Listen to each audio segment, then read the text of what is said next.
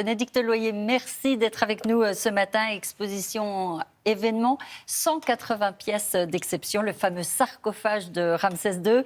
Et seulement en quelques jours, vous avez déjà pulvérisé les records. On parle de 300 000 visiteurs. C'est au-delà de vos espérances, Bénédicte? C'est pharaonique. Je pense que de ce point de vue-là, Ramsès a réussi de nouveau sa mission. C'est merveilleux. C'est vraiment merveilleux. Ça prouve quoi, Bénédicte? Ça prouve que vraiment, voilà, l'Égypte fascine encore et toujours.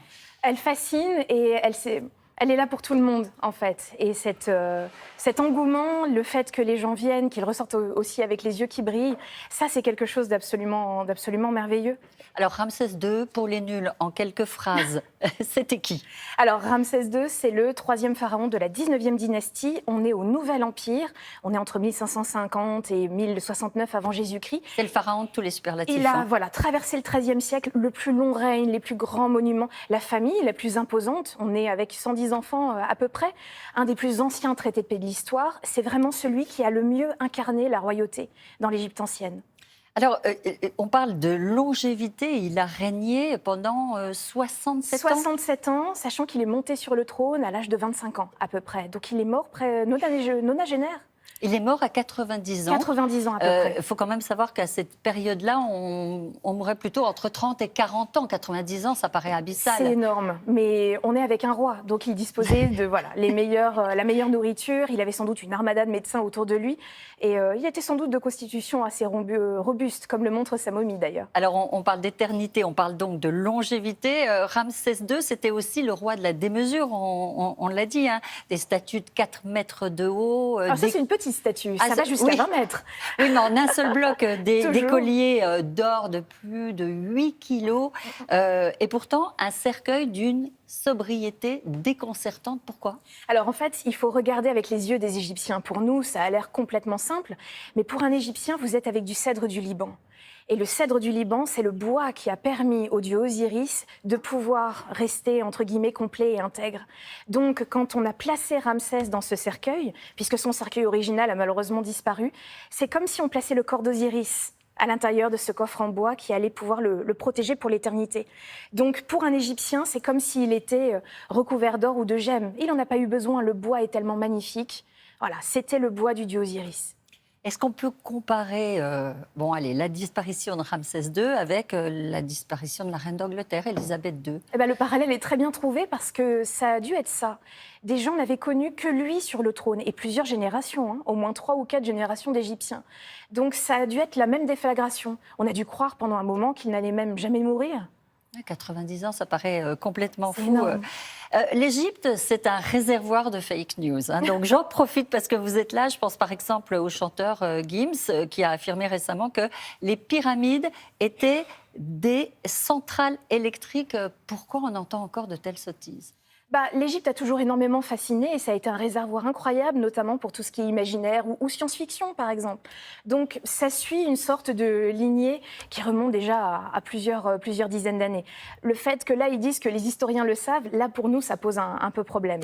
Mais pour lui répondre, il y a quelqu'un qui a fait une vidéo absolument merveilleuse, c'est Nota Bene, qui est un très très bon vulgarisateur scientifique, qui fait un travail remarquable. Il a fait une superbe vidéo où il explique bien les choses et vraiment j'encourage tout le monde à aller cliquer sur cette vidéo qui est parfaite pour répondre et avec une très belle démonstration sur le fait que ça peut pas être possible.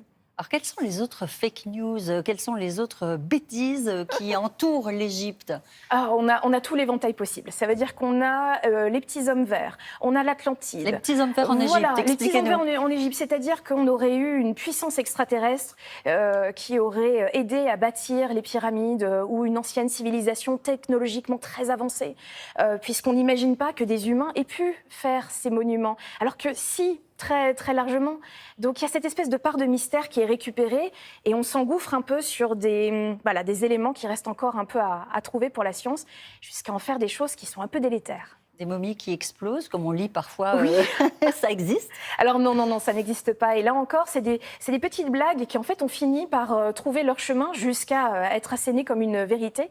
C'est comme ces momies qui étaient utilisées comme bûches de chauffage dans les locomotives. Oui. C'est une remarque un peu ironique de Mark Twain qui a été complètement changée. Donc il faut retrouver la source, comme toujours. Ça nous permet après de voir comment une idée a été tordue dans tous les sens. C'est tout un folklore qui est mis en place autour de l'Égypte. Ça existe encore. Alors, c'est la deuxième fois que Ramsès II prend l'avion. La première fois, c'était en 1976. C'était pour des raisons de santé. C'est peut-être aussi pour ça que cette exposition est en France, que la France accueille donc ce chef d'État, ce roi, pour la deuxième fois en France. C'est comme des remerciements. C'est ça, en fait. Alors, la momie reste au Caire. La momie ne fera pas le déplacement, c'est un roi. C'est une question quand même de respect, une question éthique. Par contre, effectivement, son cercueil vient en France. Et il n'est pas censé ressortir d'Égypte. Et le fait que l'on ait sauvé Ramsès, la France quand même a un rôle très important en égyptologie, c'est une sorte de geste de remerciement de la part de l'Égypte, d'autant plus qu'avec Toutankhamon en 2019, on avait pulvérisé les records, on était à 1 450 000. Oui. Ce qui était aussi assez exceptionnel. Donc il y a un lien très fort entre l'Égypte et la France, et c'était un moyen de remercier les Français pour leur amour de l'égyptologie. Est-ce que vous pensez justement que vous allez dépasser ce record de fréquentation, enfin ce record d'entrée? On l'espère toujours, mais ça fait un peu le match des géants. On a l'impression d'un combat de catch entre Ramsès et Toutankhamon. On va voir qui va réussir à tirer son épingle du jeu, mais dans tous les cas, on est avec quand même deux figures extrêmement intéressantes pour l'histoire et dont le propos en plus s'adresse à tout le monde. C'est pour ça que ça marche, je pense. Alors, quelles sont les pièces étonnantes, les pièces à ne pas rater à travers l'exposition, celles qui vous ont touché d'ailleurs? Alors il y en a plusieurs, mais il y a par exemple ce fameux collier de 8 kg 640 grammes qui reste quand même le plus incroyable. Il n'est pas porté, c'est impossible en fait à porter un collier pareil. On le mettait à l'avant d'une barque sacrée, c'était une sorte de collier pour la figure de proue.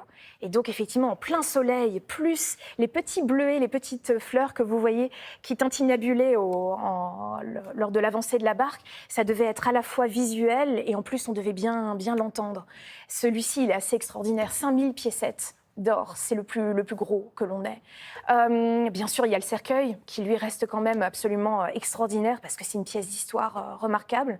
On a les bijoux aussi des princesses du Moyen Empire qui sont colorés, incrustés de petites gemmes. J'imagine que vous avez vous aussi ressenti beaucoup d'émotions quand vous vous êtes retrouvés en Égypte devant la momie, devant ce sarcophage.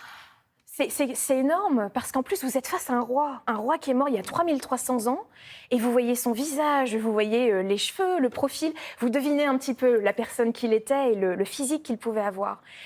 C'est vraiment l'histoire en face à face, alors qu'on ne peut pas avoir Alexandre le Grand, ni Jules César, ni même Henri II plus proche de nous. Mais l'Égypte a réussi à protéger ses rois et à faire que l'histoire soit vraiment palpable. Et ça, c'est absolument extraordinaire. Vous donnez vraiment envie d'aller voir cette exposition événement. Une petite question, une dernière. Comment on dit au revoir en égyptien ancien? Alors, là, c'est toujours compliqué parce qu'on a du mal à voir la façon dont les Égyptiens s'expriment entre guillemets au quotidien.